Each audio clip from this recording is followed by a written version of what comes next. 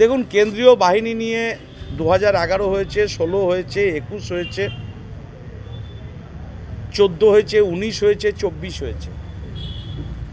তা কেন্দ্রীয় বাহিনী নিয়ে এসে ভোট করেও বাংলার মানুষ কিন্তু কেন্দ্রীয় বাহিনী গুলি চালিয়েছে।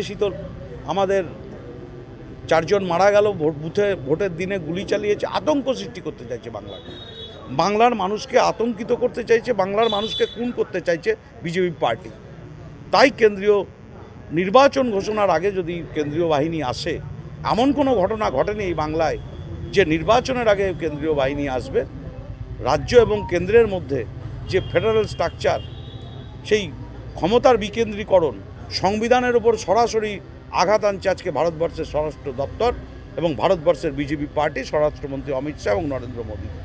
এর বিরোধিতা বাংলার মানুষ করবে। 2026-এ আমরা নিশ্চিতভাবে তার জবাব বাংলার মানুষ দেবে।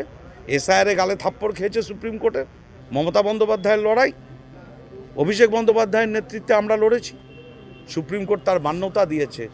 যা খুশি তাই, এই ভারতবর্ষে কোন রাজ্যে করবেন জানি না, এই বাংলায় যা খুশি তাই করা যাবে না। কারণ এখানকার বাংলাকে রক্ষা করার দায়িত্ব আমরা দিয়েছি মুখ্যমন্ত্রী মমতা বন্দ্যোপাধ্যায়কে। একজন মহিলা, তার নেতৃত্বে বাংলা সুরক্ষিত থাকবে, বাংলা ভাষা সুরক্ষিত থাকবে। কেন্দ্রীয় বাহিনী কেন, পৃথিবীর সব দেশ থেকে বাহিনী আনলেও আগামী দিন বাংলার মানুষই জবাব দেবে, বাংলা ভাষাই জবাব দেবে।